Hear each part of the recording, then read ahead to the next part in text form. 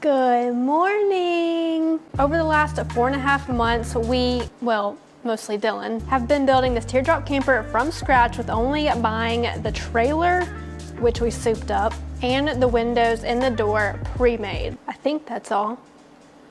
Well, other than like the little lights. Anyway, today we are finishing up the wiring and taking it on the road. Before we get started, we have an entire build series starting back in February of building this camper. So if you want to binge watch some really fun videos, you can click here, or you can just go to our channel. Also, Dylan has been working his butt off even more than what the videos show on putting this whole thing together. So before you leave this video, give it a like. It helps get our videos spread across this platform, and it's super simple to do. Okay, now let's get to wiring and make it look all pretty. Well, it's finally time to wrap up this camper build, and that starts with finishing up all of the wiring, or more so just making it a lot tidier. So I went around with these clips and I tied back all of that split loom wire sort of sleeve stuff to make sure it was tidy and up out of the way.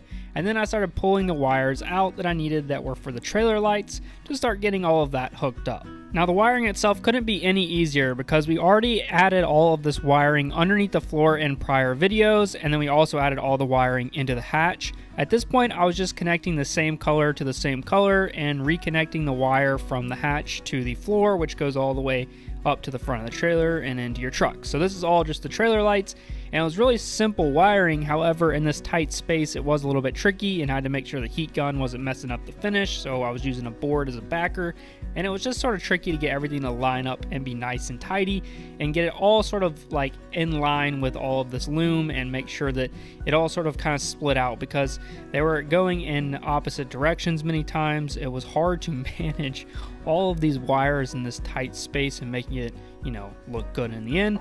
But I do think I managed to get everything sort of, tidy enough to where it's functional and out of the way and safe to use.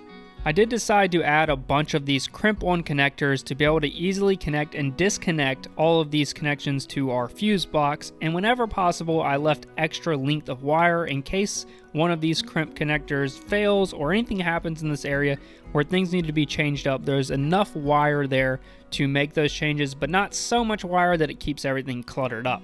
Now this fuse block just has all the 12-volt systems in the camper. It's really cheap security to help protect everything in line, and with that out of the way, I just started cable tying everything back out of the way to make it as neat as possible. It's not perfect, but you know what? It's a lot better than it was before, and I think it's going to last a really long time, which is the most important part. And then last connection on the entire trailer is to just hook in one single ground wire at the front to add on to the connector, as well as some more of the split loom to sort of tidy everything up and help protect it. And I used a little bit of waterproof tape here to go that split loom into the existing conduit we had, just to help hold everything together so it wouldn't fall apart. The hatch actually stays closed fairly well in itself, but definitely not well enough to be bouncing down the road. So I wanted to add on some compression latches that were adjustable into the future, and I found these really inexpensively online, and I'll leave a link to them in the description below. They worked out really well for this, and they also have an area that you can add a padlock to them to lock the entire camper up. Now obviously I think that there's some better solutions for this going into the future if I were to do it again. However, this was a really inexpensive way to make this work, and I think it did turn out quite well. Well guys, just the other day we received this in the mail. The guys at Pecron reached out to us. They saw that we were working on the wiring for the camper and wanted to send us their E2000 LFP power station to try out with this camper. So let's quickly go over some of the stats of this really impressive and yet affordable power station. Now this battery has an impressive 1920 watt-hour capacity, but if you're needing a lot more, you can actually expand this battery all the way up to 8,064 watt-hours by adding on their expansion packs and using the side port here on the side, which is really cool. Another thing that I really like about this battery is it supports up to 1,200 watts of solar charging or any other type of charging that you might want, which means that with the right combination, you can charge this thing in just about 2 hours, which is quite crazy.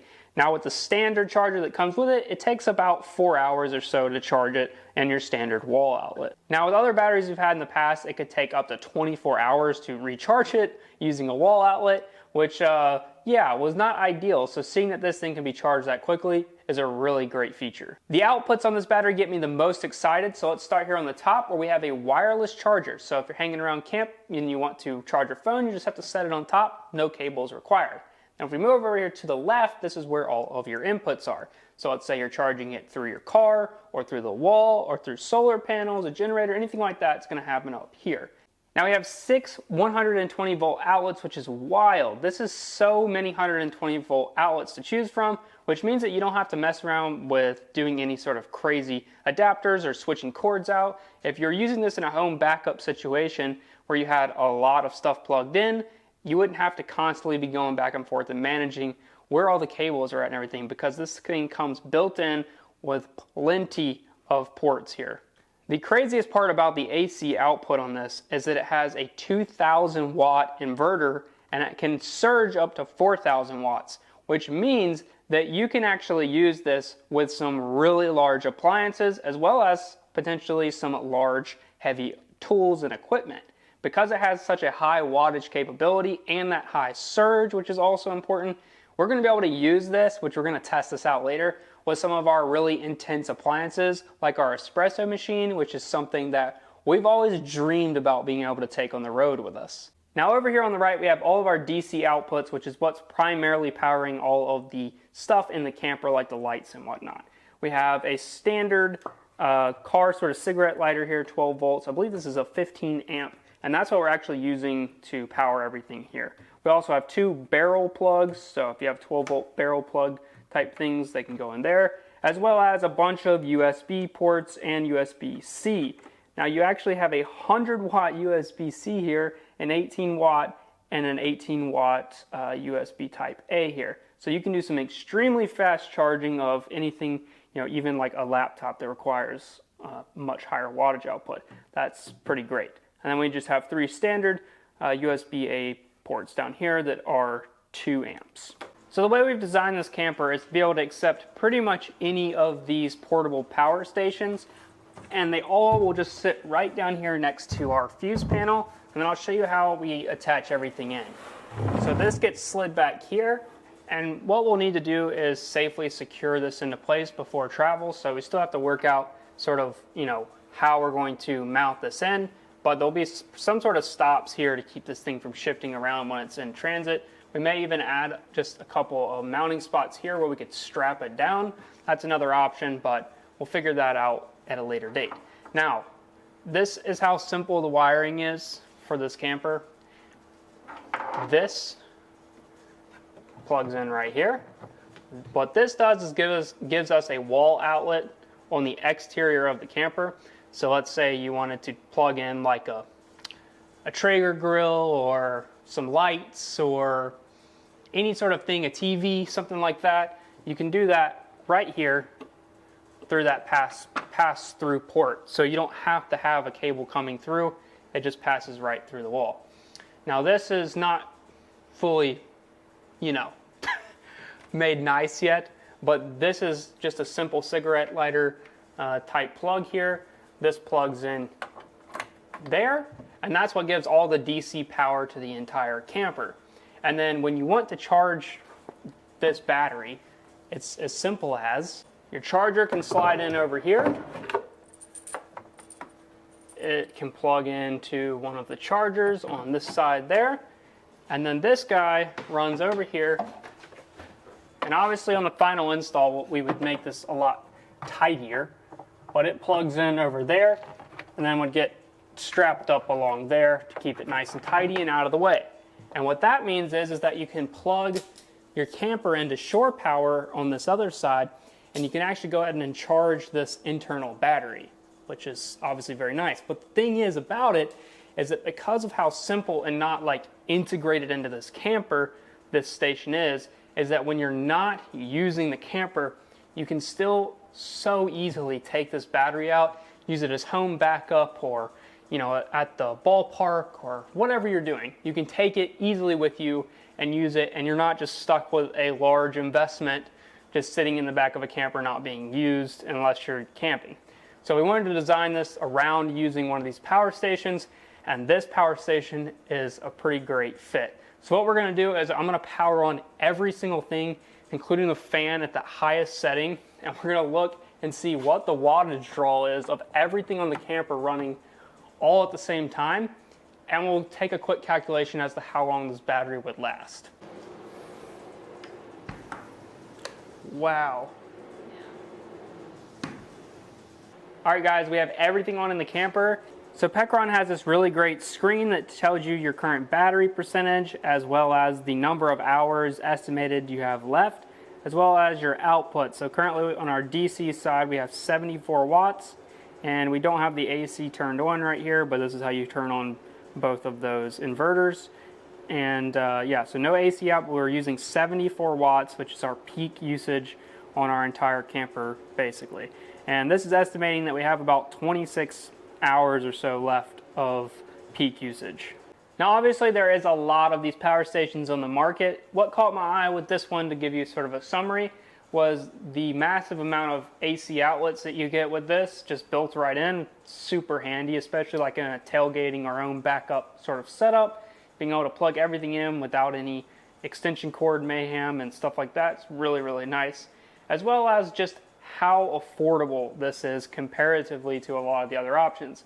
Now currently right now this would retail for $1,500, but I just checked their website and they have a 40% off sale going on right now. It's only $900, and $900 for nearly 2,000 watt hours of battery backup is super cheap. And for everything that you get with this, especially the fact that you can expand it, which typically the cheaper batteries don't allow. So if you're interested in doing any sort of the expansions later, this is a really good deal. We obviously haven't actually used this yet. So what we're gonna do is we're gonna try to make some coffee, you know, using our espresso machine later when we take this thing on its first, you know, sort of real test drive.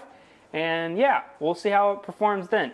But if you're interested in getting one of these, you can check the links in the description below. Pecron provided this for us for this video, so just to be up front. But yeah, pretty impressed, and I think this is going to be a really good addition to the camper.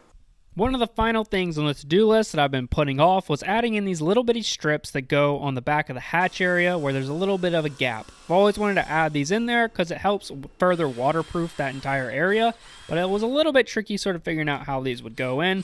But ultimately it was just ended up being a simple, basically 1/2 inch by 1/2 inch piece that fits in there, and it significantly increases the waterproofness of this. Now we need to add a little bit of finish on there and re-add them on, but for now that's good to go. Alright guys, it is the moment of truth. Molly and I have decided to take this thing out on its first maiden voyage. We're just going to take it down the street. We're going to try to make coffee, and fingers crossed nothing goes wrong, and fingers crossed actually, you know, wired up the trailer lights right. So, Well, that's the first thing we need to check. You know? Well, great. I got a good feeling. We're good.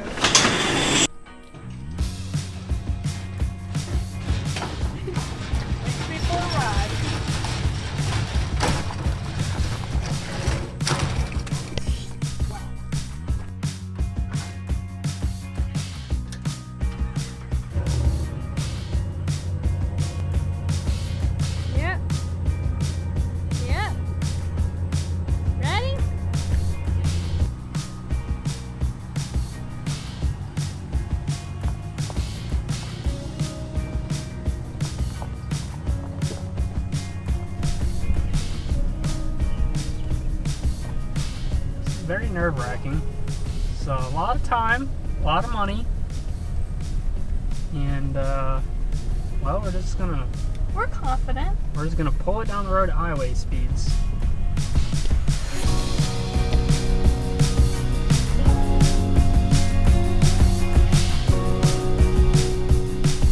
Here's the true test. We're up to a little over 50 miles an hour, and this is where, if there was a weight distribution issue, it would become quite prevalent. And we're good. We're good.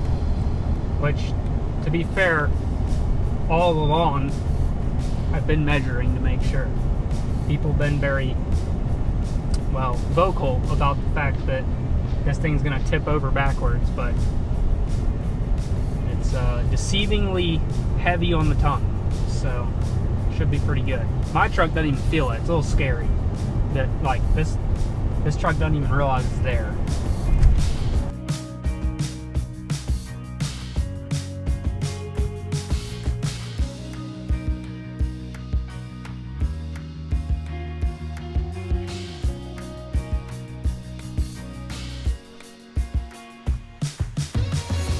Well guys, it's super windy out here, but we just arrived down by beautiful Mobile Bay and let's make some coffee. Hopefully it's not super windy. I have the lav mic on, so hopefully you can hear me, but let's open it up and see if anything shifted. Looks pretty good to me.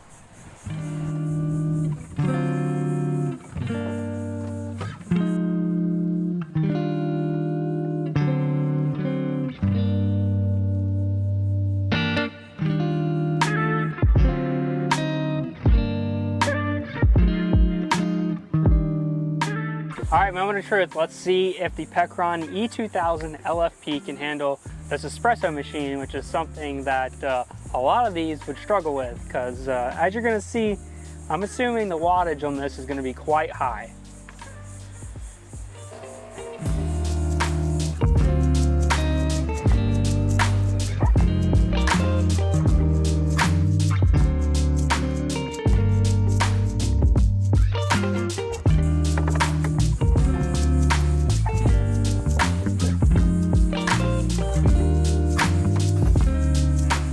Moment of truth. Let's see if she can do it. We're already at 1500 watts. No problem. Look at that. It only made it to 1500 watts, which is under the 2000. It handled it just fine. We're at 1000 watts right now. 1300, 1500.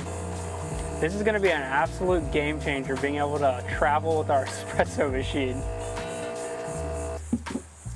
Now I guess we'll find out if it can steam milk, because I'm not really sure, but I would think that that's quite intense.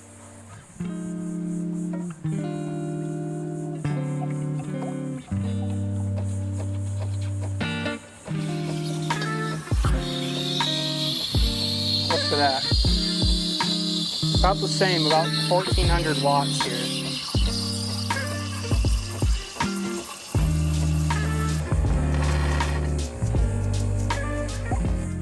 So steaming milk kept that battery at almost 1400 watts for probably close to, what, a minute?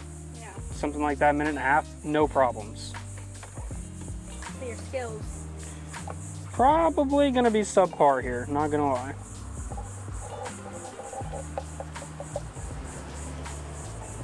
Not great. This is so exciting, being able to finally make coffee on the road.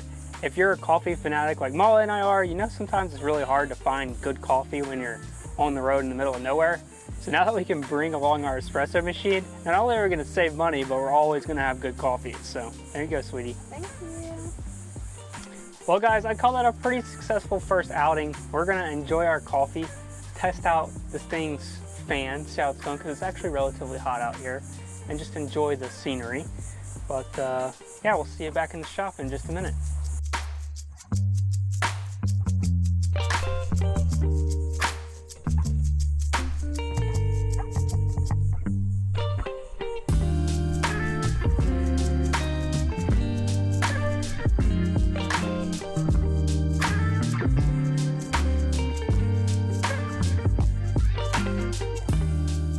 Now obviously we are very excited and happy with the way that this camper turned out, but this is not going to be the last video about this camper.